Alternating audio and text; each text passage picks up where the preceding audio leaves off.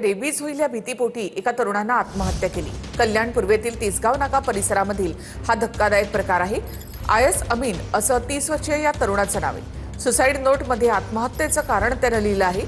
काही दिवसांपूर्वी आयस यांचा भटक्या कुत्र्यानं चावा घेतलेला। रेबीजची लक्षणं दिसू लागल्यामुळे आयस प्रचंड भयभीत झाले होते। भटक्या कुत्र्यांचा बंदोबस्त करा, शिंदे सेनेचे नगरसेवक महेश गायकवाड यांनी केडीएमसीकडे ही मागणी केली आहे। माननीय उपायुक्त हर्षल गायकवाड यांना भेटलो, त्यांना निवेदन दिलं। त्यांनी तत्काळ भटक्या कुत्र्यांसाठी, भटक्या श्वानांसाठी त्यांनी लसीकरणाचं केंद्र काढलेलं आहे। मला खात्री आहे की येणाऱ्या काळामध्ये आमच्या कल्याणपूर्वमध्ये जेवढे पण भटके कुत्रे त्यांना लसीकरण झालं पाहिजे। एखाद्या ठिकाणी म्हणजे जसं प्राण्यांचं जे विभाग आहे त्या ठिकाणी त्या लोकांना तिकडे